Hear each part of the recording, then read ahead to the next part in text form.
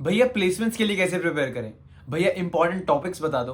भैया लास्ट के दिन में कौन कौन से टॉपिक्स करने चाहिए। भैया टाइम मैनेज नहीं हो रहा। प्लेसमेंट की प्रिपरेशन में शॉर्ट कमिंग सिर्फ एक ही है, एंड वो ये कि हमारे पास टाइम बहुत ही कम होता है, जिसकी वजह से या तो हम अपना ज़्यादातर टाइम प्लानिंग के अंदर ही गवा देते हैं, या फिर हम रैंडमली ऐसे टॉपिक्स पढ़ने लग जाते हैं जिनसे टाइम यूटिलाइज नहीं, टाइम वेस्ट हो जाता है। बट फिर प्लेसमेंट की प्रिपरेशन करें कैसे। अब इसका कोई श्योर शॉर्ट आंसर नहीं है, या फिर कुछ ऐसे सेट ऑफ रूल्स नहीं है जिनको अगर आप डायरेक्टली फॉलो करोगे देन आपकी प्लेसमेंट डेफिनेटली लगी जाएगी। बट हाँ, मैं आपके साथ अपनी जर्नी शेयर कर सकता हूँ कि मैंने अपनी प्लेसमेंट प्रिपरेशन में क्या क्या चेंजेस करे, जिसकी वजह से मैं अपने हर एक इंटरव्यू में, हर एक कोडिंग टेस्ट के अंदर बहुत ही कॉन्फिडेंटली बैठ पाया without being as nervous as I used to be. So ले आओ पेन एंड पेपर एंड बिल्कुल शुरू से शुरू करते हैं कि आपको 30 दिन के अंदर प्लेसमेंट रेडी कैसे बनाए। सो अगर आप अपने इंटरव्यू की साइकिल को एक लाइफ साइकिल की तरह इमेजिन करो, देन उसका जो स्टार्ट है, देन उसका जो बर्थ है, वो होता है रिज्यूमे स्क्रीनिंग से। एंड रिज्यूमे स्क्रीनिंग को पार करने के लिए आपको अपना रिज्यूमे स्टैंड आउट करवाना पड़ेगा, राइट। तो मैंने अपने रिज्यूमे के अंदर 3 मेजर चेंजेस करे थे, जिसकी वजह से मेरा रिज्यूमे स्टैंड आउट हो पाया था। अब वो 3 मेजर चेंजेस क्या थे। सबसे पहला था प्रोजेक्ट। मेरे पास कोई अच्छे प्रोजेक्ट्स नहीं थे। अच्छे प्रोजेक्ट्स क्या, मेरे पास इतनी अच्छी स्किल्स ही नहीं थी कि मैं बहुत ही अच्छे प्रोजेक्ट बना पाऊँ।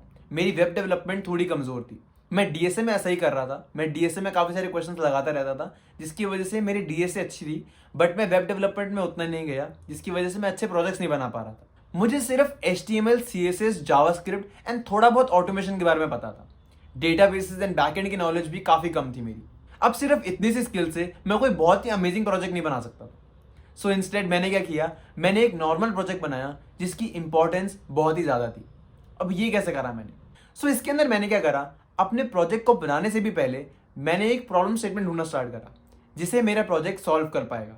सो जो प्रॉब्लम स्टेटमेंट मुझे दिखी वो ये थी कि जब भी हम इंटर्नशिप्स के लिए अप्लाई करते हैं या फिर हम किसी भी जॉब ओपनिंग के लिए अप्लाई करते हैं, देन हमें काफ़ी सारी सिमिलर इन्फॉर्मेशन रिपीटेडली भरनी पड़ती है। फॉर एग्जाम्पल, अगर आप इंटर्नशाला पर जाओगे, देन वहाँ पर हर जॉब ओपनिंग के लिए या फिर हर इंटर्नशिप की ओपनिंग के लिए almost similar set of question ही हैं। मैं हर बार हर एक ओपनिंग के अंदर सिमिलर सेट ऑफ आंसर्स ही भर रहा होता था। तो मैंने सोचा कि हम इस प्रोसेस को ऑटोमेट कर देते हैं, एंड इसीलिए मैंने एक प्रोजेक्ट बनाया इंटर्नशाला ऑटोमेशन के नाम से, जिसके अंदर मैंने एक बहुत ही बेसिक ऑटोमेशन लिखी पपेटियर की मदद से, जिसके बारे में मुझे थोड़ा बहुत पता भी था, एंड बाकी की मदद स्टैक ओवरफ्लो ने कर दी। एंड इसी की वजह से मैं अपना पहला प्रोजेक्ट बना पाया था जिसको मैं खुद भी यूज़ कर रहा था। मेरे प्रोजेक्ट के अंदर मैं ऑटोमेशन की मदद से इंटर्नशाला पे जाता, वहाँ पर अपने क्रेडेंशियल से लॉगिन करता, एंड देन उसके बाद जो फर्स्ट 10 जॉब ओपनिंग्स है उसके अंदर अपनी pre filled set of information भर के सबमिट कर देता। सिर्फ ये सिंपल सा प्रोजेक्ट था, बट इंपॉर्टेंट बात ये थी कि इस प्रोजेक्ट को मैं खुद भी यूज़ कर रहा था, एंड इसकी मदद से मेरे काफ़ी सारे दोस्त भी अपना काफ़ी टाइम सेव कर पा रहे थे। एंड क्योंकि ये प्रोजेक्ट एक प्रॉब्लम सॉल्व कर पा रहा था, तो इसकी इंपॉर्टेंस काफ़ी बढ़ गई थी। सो इसीलिए अगर आपके पास भी बहुत अमेजिंग स्किल्स नहीं है, तब भी आप एक ऐसा प्रोजेक्ट बना सकते हो जिसकी रियल वर्ल्ड में इंपॉर्टेंस बहुत ही ज़्यादा है, and that is what matters the most. And अगर आपने ऑलरेडी कोई प्रोजेक्ट बना रखा है तो काफ़ी अमेजिंग है। बस उस प्रोजेक्ट की प्रॉब्लम स्टेटमेंट या फिर वो प्रोजेक्ट क्या सॉल्व कर रहा है, इसे ब्रीफ में रिज्यूमे में जरूर मेंशन कर देना, जिससे कि आपके रिज्यूमे के स्टैंड आउट होने के चांसेस काफ़ी बढ़ जाएंगे। अब आते हैं सेकेंड पॉइंटर पे, एंड दैट इज स्किल्स। मैंने पहले भी अपनी वीडियोस में बता रखा है कि काफ़ी सारी कंपनीज ATS सॉफ्टवेयर यूज़ करती हैं रिज्यूमे स्क्रीनिंग के लिए, जिसके अंदर आपकी जो जॉब डिस्क्रिप्शन है उसके अंदर के अगर कुछ कीवर्ड्स आपके रिज्यूमे से मैच होते हैं, देन आपके रिज्यूमे की स्क्रीनिंग होने के चांसेस काफ़ी बढ़ जाते हैं। मुझे जैसे ही इस ATS सॉफ्टवेयर के बारे में पता लगा, मैं जिस भी कंपनी में अप्लाई कर रहा था उनके जॉब डिस्क्रिप्शन को पढ़ा, एंड उनके जॉब डिस्क्रिप्शन के अंदर ऐसे कुछ स्किल्स या फिर ऐसे कुछ कीवर्ड्स थे जो मेरे स्किल सेट से मैच करते थे, बट मैंने अपने रिज्यूमे में नहीं लिख रखे थे, तो मैंने उन्हें अपने रिज्यूमे में मेंशन कर दिया ताकि मेरे रिज्यूमे के स्क्रीनिंग होने के चांसेस और ज़्यादा बढ़ जाए। अब आते हैं हमारे थर्ड पॉइंटर पे, and that is achievements. Achievements वाला सेक्शन काफ़ी हेल्पफुल होता है हमारे रिज्यूमे को स्टैंड आउट करवाने में, बट स्टिल काफ़ी सारे लोग अचीवमेंट्स वाला सेक्शन अपने रिज्यूमे के अंदर मेंशन ही नहीं करते, एंड काफ़ी सारे लोग ऐसे हैं जिन्हें अचीवमेंट्स वाले सेक्शन में मेंशन क्या करना है वही नहीं पता। अब अगर आपके पास कॉलेज के अंदर ऐसी कोई डायरेक्ट अचीवमेंट नहीं है, तब भी आप अपना अचीवमेंट्स वाला सेक्शन काफ़ी अच्छे तरीके से फिल कर सकते हैं। मैं बताता हूं कि मैंने अपने अचीवमेंट्स वाले सेक्शन को फिल करने के लिए क्या करा था। सबसे पहले मैंने देखा कि इसके अंदर हमें अपनी कोडिंग से रिलेटेड कुछ इन्फॉर्मेशन डालनी है।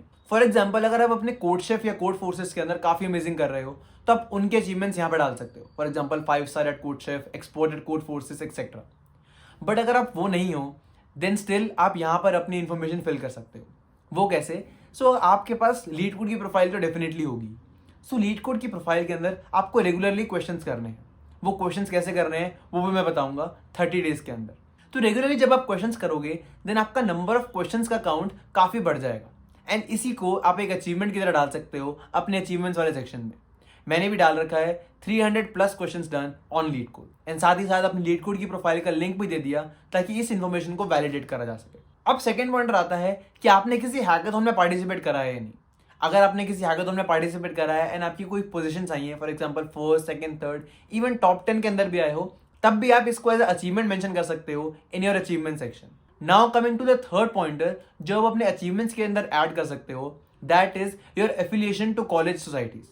सो अगर आप अपनी कॉलेज की सोसाइटीज के अंदर किसी अच्छी पोजीशन पे थे, फॉर एग्जांपल आप हेड थे, प्रेसिडेंट थे, वाइस प्रेसिडेंट थे, एटसेट्रा, देन आप उसको एज अचीवमेंट मेंशन कर सकते हो इन योर अचीवमेंट सेक्शन। और अगर आपने बहुत सारे स्टूडेंट्स को पढ़ाया है सोसाइटीज के अंदर, फॉर एग्जांपल लोग आपसे डीएस से पढ़ने आते थे, देन आपने वो पढ़ा रखी है, या फिर आपसे कुछ और कोडिंग के डाउट्स पूछने आते थे, या फिर किसी भी चीज़ को रिलेटेड आपने कुछ सेशंस ले रखे हैं, देन आप उसको भी एज एन अचीवमेंट मेंशन कर सकते हो। ओके, एंड ऑफ कोर्स अगर आपकी कॉलेज के अंदर सीजी पे काफ़ी अमेजिंग है, या फिर आपने अपनी स्ट्रीम के अंदर टॉप करा है, देन आपको उसको तो definitely as an achievement mention करना है।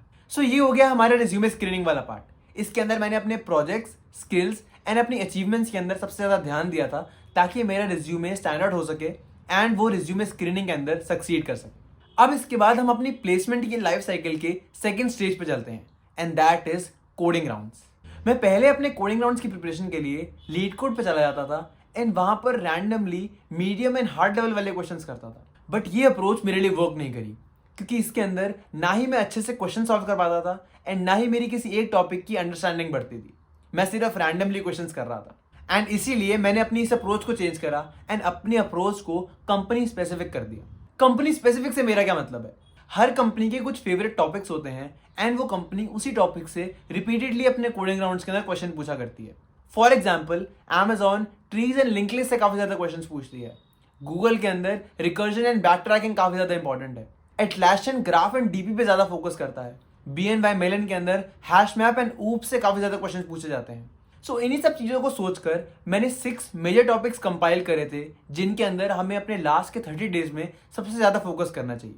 एंड वो टॉपिक्स हैं, सबसे पहले आता है hash map, then link list, then recursion and back tracking, then dynamic programming, then graphs and then trees.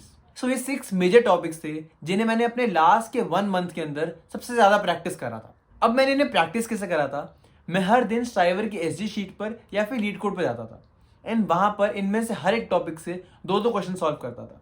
So 6 topics and हर टॉपिक के 2-2 क्वेश्चंस करेंगे तो 12 questions and 12 questions for 30 days is 360 questions. So आपके 360 questions भी हो गए, आपके सारे के सारे इंपॉर्टेंट टॉपिक्स की प्रिपरेशन भी हो गई, एंड आप इन 360 क्वेश्चंस को अपने रिज्यूमे के अचीवमेंट सेक्शंस में भी डाल सकते हो जिससे आपका रिज्यूमे स्टैंड आउट भी हो गया। सारे ही काम हो गए आपके। तो इस तरीके से मैंने अपने कोडिंग राउंड्स की प्रिपरेशन पूरी करी थी। अब बात करते हैं हमारे इंटरव्यू के लाइफ साइकिल के थर्ड पार्ट की, एंड दैट इज इंटरव्यूज। अब हर एक कंपनी अपने अपने इंटरव्यूज कंडक्ट करती है एंड हर कंपनी के अंदर कुछ इंटरव्यूज कॉमन होते हैं एंड कुछ interviews specific to that company होते हैं। फॉर एग्जाम्पल अगर आप कोडिंग इंटरव्यूज को देखो तो कोडिंग इंटरव्यूज आपको मोर और लेस हर एक कंपनी के इंटरव्यू राउंड में मिल ही जाएंगे क्योंकि वो एक कॉमन सेट ऑफ इंटरव्यू है। बट अगर हम बात करें कंपनी स्पेसिफिक इंटरव्यूज की तो उसके अंदर आएंगे जस्पे का ऑपरेटिंग सिस्टम वाला इंटरव्यू, गूगल का गूगलीनेस इंटरव्यू, BNY मेलन का ऊप्स इंटरव्यू एंड एटलासियन का सिस्टम डिजाइन या फिर वैल्यूज इंटरव्यू। अब ये कुछ ऐसे इंटरव्यूज हैं जो स्पेसिफिकली उन्हीं कंपनीज में पूछे जाते हैं। आपको इन दोनों की प्रिपरेशन अलग अलग करनी है। कोडिंग इंटरव्यूज की प्रिपरेशन तो ऑलमोस्ट सिमिलर ही होगी कोडिंग राउंड जैसे। आपको उन्हीं 6 टॉपिक्स को रिवाइज करना है एंड अगर आपके पास स्टिल टाइम बचा है देन आप बाकी DSA के टॉपिक्स भी देख सकते हो। अब अगर बात करें कंपनी स्पेसिफिक इंटरव्यूज की तो उसके अंदर सबसे पहले आते हैं थ्योरी सब्जेक्ट्स रिलेटेड इंटरव्यू। इनके अंदर 4 मेन थ्योरी सब्जेक्ट्स होते हैं। सबसे पहला है oops and DBMS, then system design, then networking and then operating system. More or less आपका कंपनी स्पेसिफिक राउंड इन चारों में से ही किसी एक पर होगा। मैंने इन थ्योरी सब्जेक्ट्स की प्रिपरेशन सिर्फ 2 रिसोर्सेज से करी थी, YouTube and Geeks for Geeks. But अगर आप इन थ्योरी सब्जेक्ट्स को यूट्यूब या गीक्स फॉर गीक्स पर देखोगे देन आपको पता लगेगा कि ये बहुत ही ज्यादा वास्ट है एंड 30 डेज में सब कुछ कवर कर पाना बहुत ज्यादा मुश्किल है। तो अब हम क्या करें? अब मैंने क्या करा, मैंने अपनी प्रिपरेशन के अंदर एक एक्स्ट्रा सेट ऑफ फिल्टर लगा दिया and that was a question which was that what does the interviewer expects from me when he or she is asking me from that topic. अब इसका मतलब है कि इंटरव्यूअर मुझसे क्या जानना चाहता है या मुझसे कैसा आंसर एक्सपेक्ट करता है when they are asking me a question from that topic. अब इस चीज को माइंड में रखते हुए मैंने अपनी सारी प्रिपरेशन करी.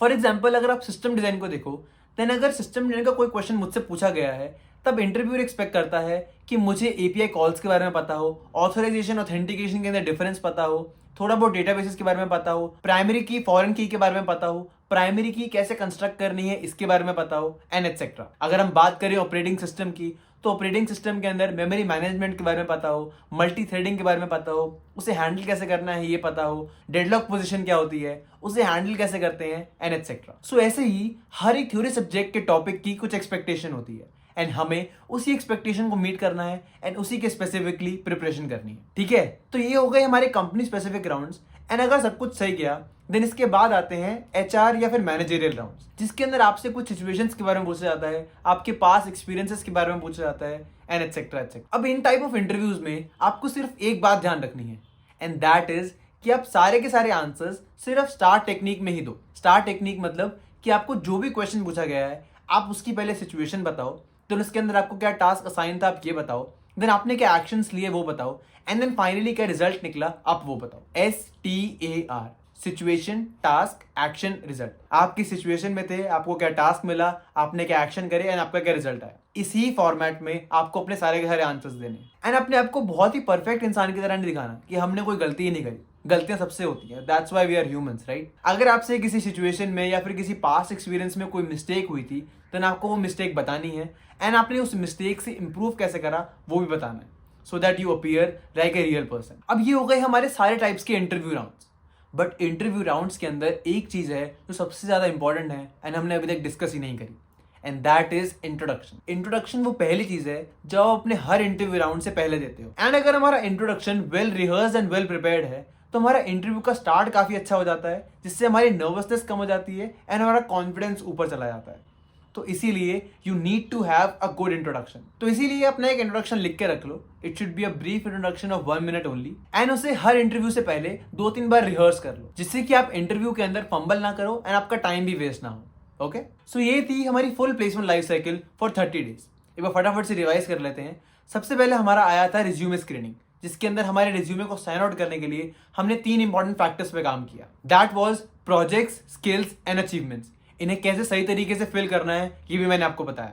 देन इसके बाद आते हैं हमारे कोडिंग राउंड्स के अंदर. कोडिंग राउंड्स के अंदर हमने 6 इंपॉर्टेंट टॉपिक्स डिसाइड करे थे, जिनके अंदर काफी फ्रीक्वेंटली क्वेश्चंस पूछे जाते हैं. वो टॉपिक्स क्या हैं? सबसे पहले आता है linked list, then hash map, recursion and back tracking, DP, graph and trees. So इन टॉपिक्स पे हमें वर्क करना है. हर दिन हर टॉपिक के 2-2 क्वेश्चंस करने हैं. That is 12 questions in a day and 360 questions in 30 days. Then इसके बाद आते हैं इंटरव्यूज. इंटरव्यूज के अंदर कोडिंग इंटरव्यूज की प्रिपरेशन कोडिंग राउंड जैसी ही रहेगी. कंपनी स्पेसिफिक इंटरव्यूज के अंदर आपको 4 मेन थ्योरी सब्जेक्ट्स पढ़ने हैं. That is oops and DBMS, networking, system design and operating system. And in सारे थ्योरी सब्जेक्ट्स को पढ़ते टाइम आपको सिर्फ एक क्वेश्चन अपने दिमाग में रखना है, and that is what does the interviewer expects from me to answer when he or she is asking that question. अब इसके बाद आते हैं हमारे एचआर और मैनेजरियल इंटरव्यूज, जिसके अंदर आपको सारे के सारे क्वेश्चंस का आंसर स्टार टेक्निक में ही करना है. Situation, task, action and result. And then finally आता है हमारा इंट्रोडक्शन, जो हमें पहले से ही 1 मिनट का बना के रख लेना है. एंड हर इंटरव्यू से पहले 2-3 बार रिहर्स कर लेना है, सो दैट हमारा इंटरव्यू अच्छे से स्टार्ट हो पाए and in the interview we feel less nervous and more confident. So ये थी हमारी full placement life cycle in 30 days. And इसके बाद आते हैं रिजल्ट्स. एंड ट्रस्ट मी, अगर आप जेन्युइन एफर्ट्स डालोगे ना, सच्चे मन से मेहनत करोगे, then you will definitely get the results and you will have your dream job in your hand. So all the very best and that's all from my side. This was Harshit Rehan signing off. Take care everyone, and I will see you in the next video. Till then, keep preparing and be focused. If I keep on fighting